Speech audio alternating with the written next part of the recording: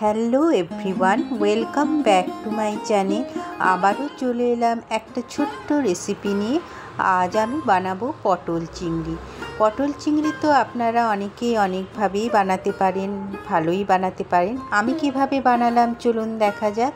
আমি পটলগুলোকে নিয়েছি, আর এদিকে 1 ইঞ্চি আদা, একটা বড় টমেটো আর পেঁয়াজ রসুন কুচিয়ে নিয়েছি। আর চিংড়ি মাছটা ভালো করে ধুয়ে নিয়েছি, মাথাটা ছাড়িয়ে দিয়েছি।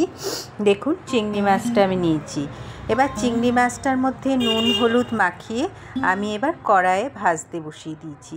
আর এদিকে পটল আলুটা কেটে নিয়েছি। ওটা আর আপনাদের কি দেখাবো, সবাই তো আপনারা কাটতেই পারেন পটল আলু। আমি এদিকে পটল আলু টমেটো আদা সব আমি কেটে রেখেছি। আর একটা মশলার পেস্টও এদিকে আমি তৈরি করে নেব। দেখুন আমার চিংড়ি মাছটা ভাজা হয়ে গেল। আমি এবার চিংড়ি মাছটা তুলে নিচ্ছি কড়াই থেকে। ওই তেলের মধ্যেই আর একটু আমি তেল দিয়ে জিরে ফোড়ন দিয়ে পটল আলুগুলো দিয়ে দেব। দেখতে থাকুন বন্ধুরা।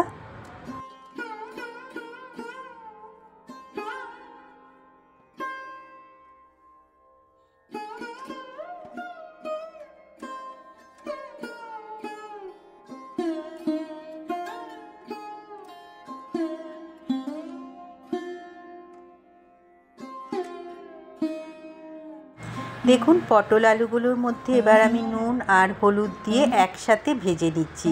আপনারা দরকার হলে পটল আলাদা আলু আলাদা ভাজতে পারেন। আমি একসাথে পটল আর আলুকে ভেজে তুলে রাখবো। দেখতে থাকুন। দেখুন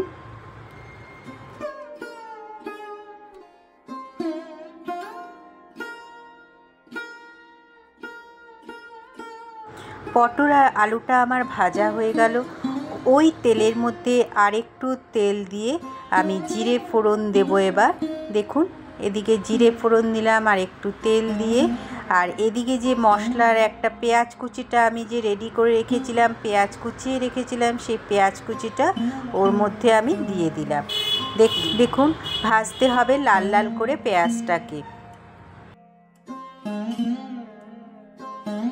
পেঁয়াজটা যখন লাল লাল করে ভাজা হয়ে গেল, ওদিকে আমি আদা টমেটো আর রসুনের একটা পেস্ট তৈরি করে রেখেছিলাম, সেই পেস্টটা ওর মধ্যে আমি দিয়ে দিলাম।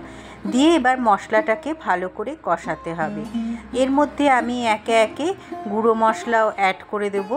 দেখুন কালারটা কি সুন্দর এসছে, টমেটোর কালারটাও আমি ওর মধ্যে দিয়ে দিলাম। দিয়ে এবার গুঁড়ো মশলাগুলো আমি অ্যাড করছি। হলুদ, নুন, জিরে গুঁড়ো, ধনে গুঁড়ো আর লাল লঙ্কার গুঁড়ো দিয়েছিলাম। আমি ঝাল লঙ্কার গুঁড়োটাই আমি দিয়েছিলাম। দিয়ে ভালো করে মশলাটাকে এবার কষাতে হবে। যতক্ষণ না মশলা থেকে তেল বেরোচ্ছে ততক্ষণ মশলাটা কষাতে হবে। যখনই দেখবেন মশলা থেকে তেল বেরিয়ে এসছে, এবার যে ভেজে রাখা আলু পটল, সেই আলু পটলটা ওর মধ্যে এবার দিয়ে দেবে। দিয়ে এবার ভালো করে কষাতে হবে। কোনো রকম এখন জল ব্যবহার করবেন না। যতক্ষণ না তেল বেরোচ্ছে পটল আলু আর মশলা থেকে, ততক্ষণ কষিয়ে যেতে হবে। আর কষানোতে জল দেওয়ার আগেই আমি চিংড়ি মাছগুলো ওর মধ্যে দিয়ে দিলাম। দিয়ে একটু 2-3 মিনিট কষিয়ে নিলাম। কষিয়ে নিয়ে আমি ওর মধ্যে কিন্তু গরম জল অ্যাড করেছি। দেখুন আমি গরম জলটা করে রেখেছিলাম, সেই গরম জলটা অ্যাড করেছি। পুরনো বন্ধুদের জানাই অনেক অনেক ভালোবাসা।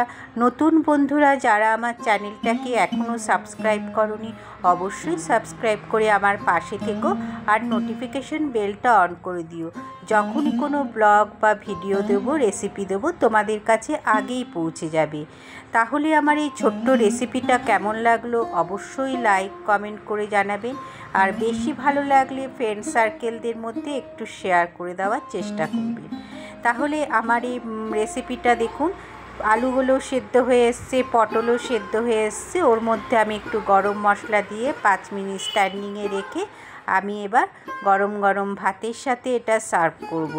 তাহলে আমার এই ছোট্ট রেসিপিটা কেমন লাগলো অবশ্যই জানাবেন। আমি একটু ঝোল রেখেছিলাম, যেহেতু ভাতের সাথে খাওয়া হবে বলে একটু ঝোল রেখেছিলাম, একদম কষা করিনি। যদি আপনারা রুটি লুচি পরোটার সাথে খান তাহলে একদম কষা কষা করে নেবেন, সেটাও কিন্তু খেতে খুব ভালো লাগে। তাহলে আজ আসি বন্ধুরা, টাটা।